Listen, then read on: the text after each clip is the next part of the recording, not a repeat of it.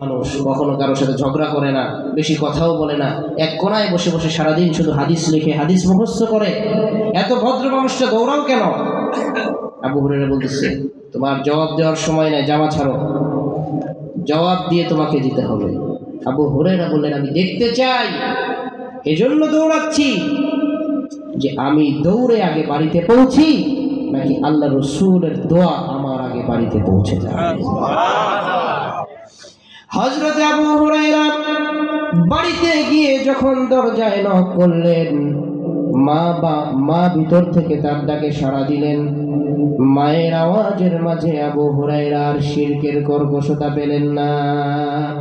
হযরত আবু হুরায়রা বুঝতে পারলেন মায়ের আওয়াজের মাঝে ঈমানের গন্ধ পাওয়া যায়, ঈমানের ঘ্রাণ পাওয়া যায়। মা বললেন, ও আবু হুরায়রা, ও আমার কলিজার টুকরা সন্তান, অকারণে তোমাকে আমি মেরেছি। তোমাকে মারার পর আমার খুব অনুশোচনা হয়েছে। আমি আল্লাহর কাছে তওবা করেছি, আমি গোসল করে পবিত্র হয়ে গিয়েছি। যেই দরবারে যাওয়ার কারণে তোমাকে মারার পরও তোমাকে আমি ফিরাতে পারি নাই, সেটা কোনো খারাপ দরবার হতে পারে না। তুমি আমাকে সেই দরবারে নিয়ে চলো, সেই রাসূলের সামনে কালিমা পড়ে আমি তোমার মা মুসলমান হয়ে যাই। আবু হুরায়রার মা মুসলমান হয়ে গেলেন, বলেন না সুবহানাল্লাহ। হযরত বাইজিদ বুস্তামি রাহিমাহুল্লাহ ছোট্ট মানুষ, ছোট্টবেলায় তার বাবা ইন্তেকাল করলেন, ইয়েতিম তিনি হয়ে গেলেন। হযরত বাইজিদের মা অন্যের বাড়িতে কাজ করতেন, কাজের মহিলা ছিলেন। সারাদিন কাজ করার পরে রাতের বেলা যখন মা শুয়ে পড়তেন, হযরত বাইজিদ বুস্তামি রাহিমাহুল্লাহ ছোট্ট মানুষ মায়ের খেদমত করতেন। একদিন গভীর রাতে মা পানি বলে চিৎকার করলো। হযরত বাইজিদ গ্লাসের মধ্যে পানি এনে মায়ের সামনে এসে দেখে মা চিৎকার করার পর আবার ঘুমিয়ে গিয়েছে। মাকে ডাকলেন না, মাকে ডাকলে যদি মায়ের ঘুমটা নষ্ট হয়ে যায়, দিনের বেলা কাজ করতে তার কষ্ট হবে। পানি নিয়ে দাঁড়িয়ে থাকলেন। গভীর রজনী, মায়ের ঘুমটা ভেঙে গেল। মা ডেকে বললেন, বাইজিদ তুমি ঘুমাও নাই? হযরত বাইজিদ রাহিমাহুল্লাহ বলছেন, না মা, ঘুমাইনি। এজন্য ঘুমাইনি যে কখন আপনার পানির প্রয়োজন হবে, আপনি না পেলে আপনার কষ্ট হবে, আবার জাগালেও আপনার কষ্ট হবে, এজন্য পানি নিয়ে দাঁড়িয়ে আছি। মা চোখের পানি ছেড়ে দিয়ে হযরত বাইজিদ বুস্তামি রাহিমাহুল্লাহকে চাদর মুড়ি দিয়ে শোয়ায়ে দিলেন। এবার মা জায়নামাজের ভিতরে সিজদায় পড়ে গিয়ে আল্লাহর কাছে দোয়া করলেন, আয় আল্লাহ, আমি আমার বাইজিদের উপর সন্তুষ্ট হয়ে গিয়েছি, আপনি বাইজিদকে আপনার ওলি বানিয়ে দেন। মায়ের দোয়ার বরকতে হযরতে বাইজিদ বুস্তামি রাহিমাহুল্লাহ সুলতানুল আরিফিন হয়ে গেছে। বুখারী শরীফের নাম শুনেছেন আপনারা? বুখারী শরীফের নাম শুনেন নাই? কথা বলেন না কেন? বুখারী শরীফের নাম শুনেছেন? যিনি লিখেছেন মুহাম্মদ ইবনে ইসমাঈল বুখারী রাহিমাহুল্লাহ। বুখারী শরীফ খুলেন, ওনার জীবনী পেয়ে যাবেন। হযরত ইমাম বুখারী রাহিমাহুল্লাহ ছোটবেলায় অন্ধ হয়ে গেছেন। যখন অন্ধ হয়ে গেলেন, মায়ের কাছে বললেন, মা, আমি যদি অন্ধ থাকি, কোরআনের খেদমত করা, হাদিসের খেদমত করা তো আমার জন্য খুব কঠিন হবে। আপনি আমার জন্য দোয়া করেন, আল্লাহ যেন আমার চোখটা ফিরিয়ে দেন। আল্লাহ কি চোখ ফিরিয়ে দেওয়ার ক্ষমতা রাখেন? এবার মা তাহাজ্জুদের নামাজে সিজদায় পড়ে আল্লাহর কাছে কান্না করছেন, হে আল্লাহ, আমার সন্তানকে আপনার দ্বীনের জন্য কবুল করুন, হাদিসের খিদমতে কবুল করুন, আমার সন্তানের চক্ষুদয়কে আপনি ফিরিয়ে দেন। ইমাম বুখারী রাহিমাহুল্লাহ পাশে শোয়া ঘুমিয়ে আছেন। এবার তিনি দেখলেন সাদা পাগড়ি, সাদা জুব্বা, ধবধবে চেহারার অধিকারী, উজ্জ্বলময় চেহারা এমন কিছু লোক এসে ওনার চোখ দুইটা উপড়ে ফেলছে, অপারেশন করে নতুন চক্ষু লাগাইছে। ঘুম থেকে উঠে চোখ মুলতেছেন আর বলতেছেন, মা, সিজদা থেকে মাথা উঠান, আমি তো সব দেখতে পাচ্ছি। মায়ের দোয়ার বরকতে ইমাম বুখারী রাহিমাহুল্লাহ এমন চক্ষু আল্লাহ রাব্বুল আলামিন ইমাম বুখারীকে দিয়েছেন, যেই হাদিস জীবনে একবার চোখে দেখেছেন মৃত্যুর আগ পর্যন্ত সেই হাদিস আর কোনোদিন ভুলেন নাই। কিসের বরকত বলেন না, কিসের বরকত? মায়ের দোয়ার বরকত। আল্লাহ রাসূল বলেছেন, আল জান্নাতু তাহতা আকদামিল উম্মাহাত। জোরে বলি সুবহানাল্লাহ। তোমার মায়ের পায়ের নিচে তোমার জন্য আল্লাহ জান্নাত রেখে দিয়েছেন। অন্য হাদিসে আল্লাহ রাসূল বলেছেন, হুমা জান্নাতুকা ওয়া নারুক। তোমার বাবা মা তোমার জান্নাত, তোমার বাবা মা তোমার জাহান্নাম। সন্তুষ্ট হলে জান্নাত পাবে, অসন্তুষ্ট হলে বিনা হিসাবে জাহান্নাম। খুব সাবধান। এই শিক্ষা দিয়েছেন কে? আসতে বলবেন না কে? এজন্য আমাদের সন্তানদেরকে কোরআন শিখাতে হবে। শিখাবো তো ইনশাআল্লাহ। আল্লাহ তৌফিক দান করেন, বলি আমিন। মানুষ সারা পৃথিবীতে সঠিক পথ খুঁজে, মুক্তির পথ খুঁজে, শান্তির পথ খুঁজে। শান্তির পথ হচ্ছে কোরআনের পথ। শান্তির পথ কোন পথ? কোরআনের পথ। আল্লাহ রাব্বুল আলামিন বলছেন, ইন্না হাযাল কুরআনা ইয়াহদি লিল্লাতী হিয়া আকওয়াম ওয়া ইউবাশশিরুল মুমিনিনাল্লাযীনা ইয়া'মালুনাস সালিহাতি আন্না লাহুম আজরুন কাবীরা। জোরে বলি আল্লাহু আকবার। আল্লাহ রাব্বুল আলামিন বলছেন, নিঃসন্দেহে এই কোরআন এক সুদৃঢ় সঠিক পথের দিকে পথ প্রদর্শন করছে। শুধু তাই নয়, কোরআন মুমিনদেরকে সুসংবাদ দিচ্ছে। যে মুমিন ব্যক্তি নামাজ পড়ে, যাকাত আদায় করে, হজ আদায় করে, আল্লাহ রাব্বুল আলামিনের কাছে এমন মুমিন ব্যক্তির জন্য রয়েছে মহা প্রতিদান। আপনার যখন মনটা অস্থির হয়ে যাবে, পৃথিবীর কোথাও আপনি শান্তি পাচ্ছেন না, তখন আপনি জায়নামাজ বিছিয়ে নির্জনে একাকী খুব মনোযোগ সহকারে লফজে আল্লাহর জিকির করবেন। অবশ্যই নিঃসন্দেহে আল্লাহ আপনার অন্তরকে প্রশান্ত করে দিবেন। বলেছেন কে? আল্লাহ। আসছে বলবেন না কে? আল্লাহ রাব্বুল আলামিন বলছেন, আলা বিযিকরিল্লাহি তাতমাইন্নুল কুলুব। জোরে বলি আল্লাহু আকবার। মানুষ যখন আল্লাহর জিকির করে, তখন তার অন্তরটাকে আল্লাহ রাব্বুল আলামিন প্রশান্ত করে দেন, শান্তিময় করে দেন, আনন্দময় করে দেন। প্রিয় মুসলিম ভাই, একদিন আমরা ছিলাম না, আজ আছি, একদিন থাকব। এই পৃথিবী থাকার জায়গা নয়। আজ এই মুহূর্তে আপনি ইন্তেকাল করেন, কালকে জোহরের আগে আপনার দাফন কাফন হয়ে যাবে। কাদের জন্য কষ্ট করছেন? স্ত্রী, সন্তান, নিকট আত্মীয় স্বজনের জন্য জীবন শেষ করে দিচ্ছেন আল্লাহকে ভুলে গিয়ে।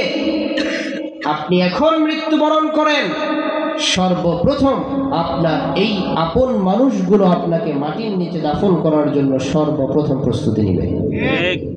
তখন আপনার সাথে কে থাকবে, কে যাবে? কোন রবকে আপনি ভুলে গিয়েছেন? আপনার জন্য অনেক মানুষ কাঁদবে, কেউ কি আপনার সাথে কবরে যাবে? এজন্য আমাদের রবকে আল্লাহ আমাদের সন্তুষ্ট করার তৌফিক দান করেন, বলি আমিন।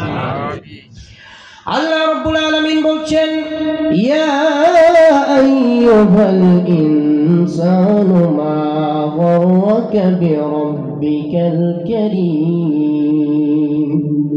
হে মানুষ, তোমার রব আল্লাহ সম্পর্কে কোন জিনিস তোমাকে ধোঁকায় ফেলে রাখলো?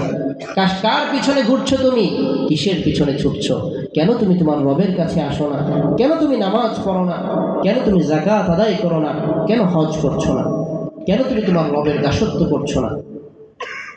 আমাদের রব তো এমন মহান রব, যে রবের কাছে বান্দা তার প্রয়োজন পেশ করতে হয় না, প্রয়োজন পেশ করার পূর্বেই রব আমাদের প্রয়োজনকে পূরণ করে দেন। বলেন সুবহানাল্লাহ। আমরা আল্লাহর কাছে কেউ চক্ষু চেয়েছিলাম? আপনারা কেউ চেয়েছিলেন? কথা বলেন না কেন? চক্ষু চাওয়া ছাড়াই আল্লাহ দিয়েছেন কিনা জানেন? এক এক চোখে 13 কোটি রগ আছে। সুবহানাল্লাহ বলেন, তাও সুবহানাল্লাহ বলেন না। এক এক চোখে 13 কোটি রগ, 2 চোখে 26 কোটি রগ।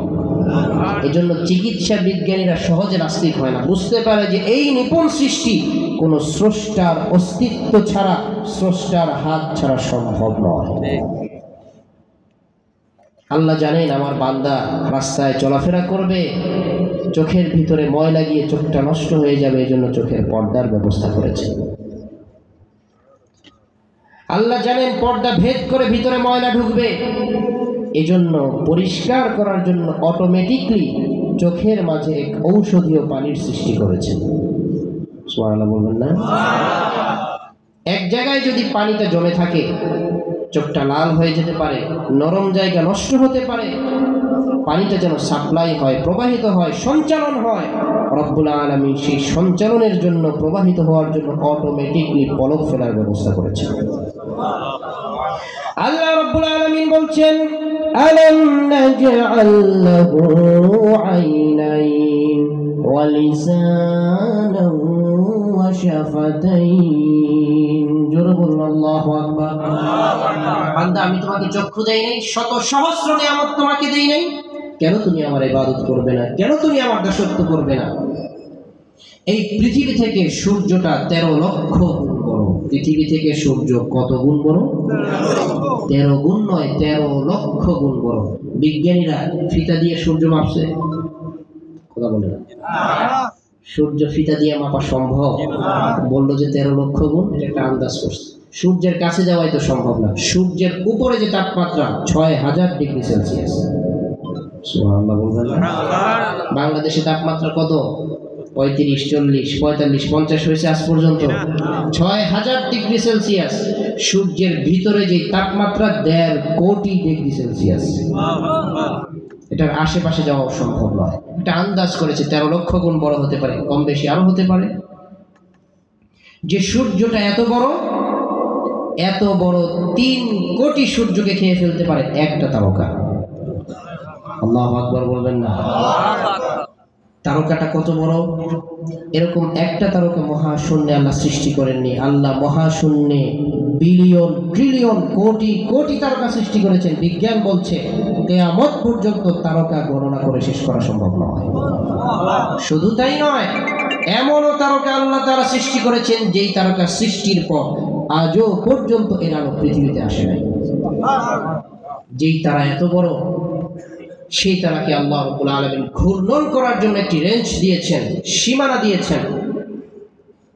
আল্লাহ রাব্বুল আলামিন বলছেন, কুল্লুন ফি ফালাকিন ইয়াসবাহুন। জোরে বলি আল্লাহু আকবার। প্রত্যেকটি গ্রহ নক্ষত্র তার কক্ষপথে বিচরণ করছে।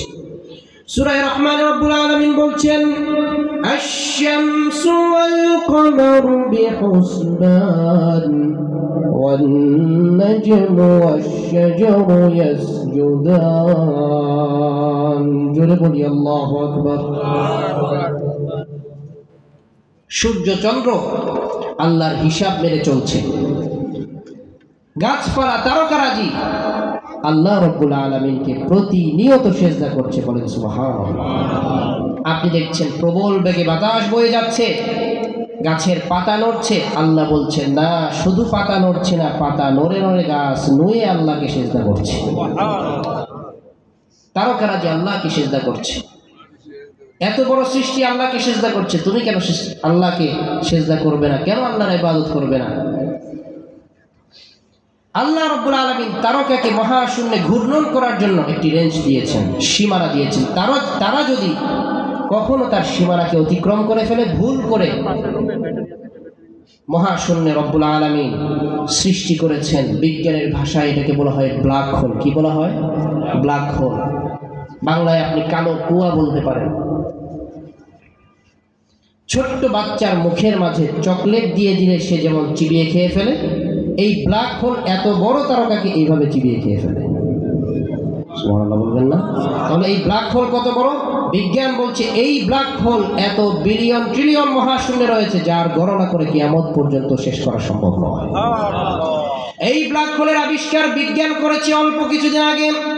রব্বুল আলামিন এই ব্ল্যাক হোলের কথা কোরআনুল কারীমে বলেছেন 1500 বছর আগে। সূরা ওয়াকিয়ায় রব্বুল আলামিন বলছেন ফালা উকসিমু বিমাওয়াকি'ন নুজুম ওয়া ইন্নাহু লাকসামুন লাউ তা'লামুনা আযীম। জোরে বলি আল্লাহু আকবার। আল্লাহ বলছেন আমি কসম করছি সেই জায়গা যেই জায়গায় তারকারাজি গিয়ে পতিত হয়ে যায়। আমি ব্ল্যাক হোলের কসম করছি তারকা যেই জায়গার কাছে গেলে নিজের নিয়ন্ত্রণকে ঠিক রাখতে পারে না, ব্ল্যাক হোল তাকে খেয়ে ফেলে। বলেন না সুবহানাল্লাহ। প্রশ্ন হচ্ছে মুহাম্মদ সাল্লাল্লাহু আলাইহি ওয়াসাল্লাম যিনি নিজের নাম লিখতে পারতেন না, যিনি কোনো ইউনিভার্সিটিতে পড়েন নাই, বিজ্ঞানের কোনো ধরনের যন্ত্র যার হাতে ছিল না, যে সময়ে বিজ্ঞানের কোনো আবিষ্কার কল্পনাও করা যায় নাই, সে সময়ে মুহাম্মদ সাল্লাল্লাহু আলাইহি ওয়াসাল্লামের মুখ দিয়ে এই ব্ল্যাক হোলের কথা কে বের করেছেন? আসতে বলবেন না, কে বের করেছেন? বলেন আল্লাহু আকবার। আল্লাহ রাব্বুল আলামিন বলছেন আলাম নাজআলিল আরদা কিফাতা আহইয়াআন ওয়া আমওয়াতা। জোরে বলি আল্লাহু আকবার। এক বিজ্ঞানী গাছের নিচে বসে চিন্তা করতেছে কি ব্যাপার, গাছ থেকে আপেলটা নিচের দিকে পড়লো কেন, এটা উপরের দিকে গেল না কেন? এটা তার একটা প্রশ্ন। কি চিন্তা করতেছে? আপেলটা নিচের দিকে পড়লো কেন, এটা তো উপরের দিকেও যাইতে পারছে, সেটা গেল না কেন? সে গবেষণা করতে করতে মধ্যাকর্ষণ শক্তির আবিষ্কার করল যে মহাশূন্যে এমন একটা জায়গা রয়েছে যে জায়গাকে কেউ যদি অতিক্রম করে ফেলে এরপরে আর নিচের দিকে আসা সম্ভব না। যাই ফেলেন না কেন সেটা শুধু উপরের দিকে যেতে থাকবে। বলেন না সুবহানাল্লাহ।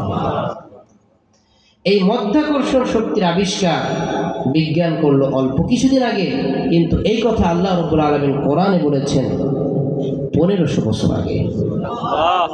এবং এই কথা বলতে গিয়ে মধ্যাকর্ষণ শক্তির ইঙ্গিত দিতে গিয়ে রব্বুল আলামিন পরিপূর্ণ আয়াত ব্যবহার করেননি, ছোট্ট একটা শব্দের মাঝে মধ্যাকর্ষণ শক্তির কথা বলেছেন।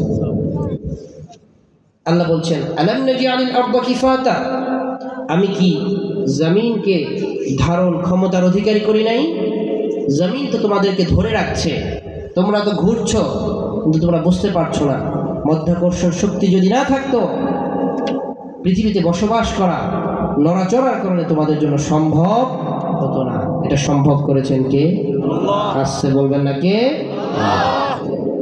আমরা সেই আল্লাহর ইবাদত করব, পারবো তো ইনশাআল্লাহ। আল্লাহ রাব্বুল আলামিন বলছেন ইন্নাল্লাযীনা আমানু ওয়া আমিলুস সালিহাতি কানাত লাহুম জান্নাতুল ফিরদাউসি নুজুলা। জোরে বলি আল্লাহু আকবার। আল্লাহ রাব্বুল আলামিন বলছেন নিঃসন্দেহে যারা ঈমান আনবে আর নেক আমল করবে আল্লাহ রাব্বুল আলামিন তাদেরকে জান্নাতুল ফিরদাউস দান করে দেবেন। আপনি আল্লাহকে বলবেন আয় আল্লাহ, নেক আমল করলে আখিরাতে আপনি জান্নাত দান করবেন, দুনিয়ায় আপনি আমাকে কি দিবেন?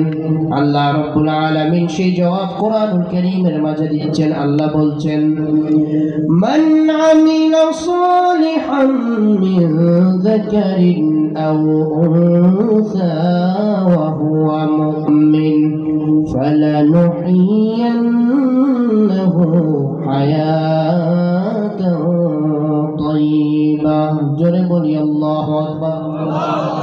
যে ব্যক্তি নেক আমল করবে আল্লাহ বলছেন দুনিয়ার জীবনে আমি তাকে অবশ্যই অবশ্যই আনন্দময়, সুখময়, শান্তিময় একটি জীবন দান করব। তার জীবনে অসুস্থতা, অস্থিরতা, হতাশা কোনো কিছু থাকবে না। তার জীবন হবে আনন্দময়, সুখ, শান্তি, সমৃদ্ধি, উন্নতি, অগ্রগতি তার জীবনে ভরপুর করে দেবেন কে? ওয়াদা কার? শর্ত কি? নেক আমল করতে হবে। শর্ত কি? হযরত ফাতিমাতুল জাহরা রাদিয়াল্লাহু